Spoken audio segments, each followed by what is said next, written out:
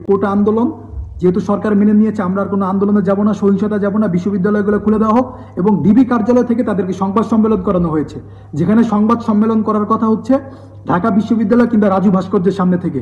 এই ছজনকে তুলে নিয়ে গেছে নাহিদের, দেখেন নাহিদের রানের ওপরে হচ্ছে আপনার পেপার দেওয়া, পেপারের উপরে হচ্ছে আপনার সেই কাগজটা যেটার ভিতরে লিখিত ডিবি হারুন লিখে দিয়েছে, সেই বিবৃতিটা সাংবাদিকদের সামনে প্রকাশ করেছে। নাহিদের পায়ের সামনে পেপার, নাহিদ কিন্তু লুঙ্গি পরা অবস্থায়, নাহিদের যে এই যে এই আমাদের যে যৌনাঙ্গ কিংবা আমাদের যে রান আছে এই জায়গায় নাহিদের কারেন্টের শট দিয়ে জায়গা পুরো পুড়ে ফেলেছে এবং শারীরিক মানসিক নির্যাতন করে যেন সেটা বোঝা না যায় নাহিদ লুঙ্গি পরে আছে, সে তো প্যান্ট পরতে পারতেছে না, এই কারণে এখানে পত্রিকা দিয়ে ঢেকে দেওয়া হয়েছে এবং এদেরকে ডিবি হারুনের কার্যালয়ে এদেরকে আসলে সারা রাত নির্যাতন করে 3-4 দিন নির্যাতন করে তারপরে ডিবি হারুন তাদেরকে নুডলস খাওয়াচ্ছে। এরা আবার ডিবি হারুন নিজের ফেসবুক ওয়ালেটে পোস্ট করেছে, মানে সামাজিক যোগাযোগ মাধ্যমে পোস্ট করেছে। এই যে দেখেন সামাজিক যোগাযোগ মাধ্যমে ডিবি হারুনের অফিসিয়াল ফেসবুক পেজ যেটা, এখানে তিনি পোস্ট করেছেন এই যে বাচ্চাগুলো এই ছেলেগুলোকে খাওয়াচ্ছে নুডলস, সামাজিক যোগাযোগ মাধ্যমে এটা পোস্ট করেছেন। তো ডিআইজি হারুনকে, ডিবি হারুনকে আমরা কম বেশি সবাই চিনি, তিনি কতটা নির্লজ্জ, কতটা বেহায়া এবং তিনি প্রধানমন্ত্রী কতটা চাটুকার, দেশের বিপক্ষে গিয়ে তিনি ইন্ডিয়ার দালালি করে অসংখ্য মায়ের বুক খালি করেছে ডিবি হারুনের কথা অসংখ্য। এখন আমার কথা হচ্ছে যদি সত্যিকারের অর্থে এই 6 জন সমন্বয়ক এই বিবৃতি দেয় যে আমরা আন্দোলন চালাবো না, তাহলে এই যে তোদের এই আন্দোলনের কারণে, তোদের এই ডাকের কারণে হাজার হাজার মানুষের বুক খালি হলো, মায়ের বুকগুলা খালি হলো, তাহলে এটার বিচার কি হবে? এটার কি বিচার হবে? তারা যদি সত্যি এই বিবৃতি দিয়ে থাকস, আমার মনে হয় না এরা বিবৃতি দিছে, এদের এই মাথায় বন্দুকের নল থেকে এদের কাছে বিবৃতি দেওয়া হয়েছে। ডিবি হারুন এদেরকে আটকিয়ে রেখেছে, শারীরিক মানসিক নির্যাতন করে এদেরকে দিয়ে বিবৃতি দেওয়ানো হয়েছে। এই কারণে আমি বলবো কেউ বিভ্রান্ত হবেন না দয়া করে, কারণ সমন্বয়করা আর অনেকে বাইরে আছে, এখন সবাই এক একজন নেতৃত্ব, এখন সমন্বয়কের প্রয়োজন নেই।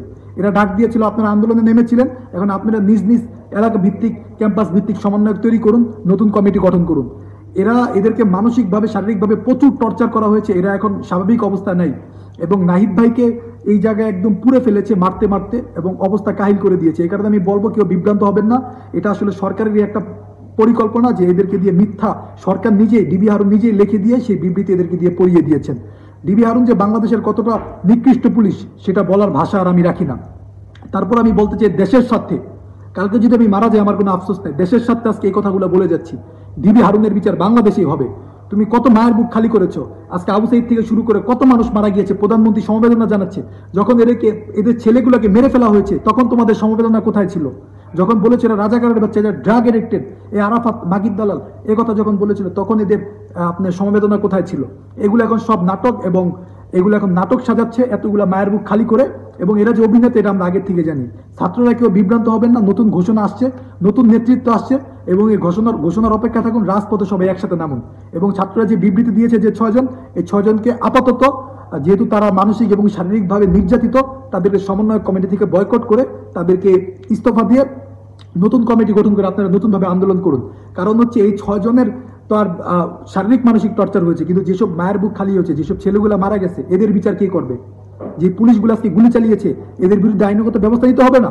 এবং যেসব ছাত্রকে যেই বলতেছে আমি বিশ্ববিদ্যালয়ে পড়াশোনা করি বা কলেজে পড়াশোনা করি, পুলিশ ঘর থেকে মায়ের সামনে তুলে নিয়ে যাচ্ছে।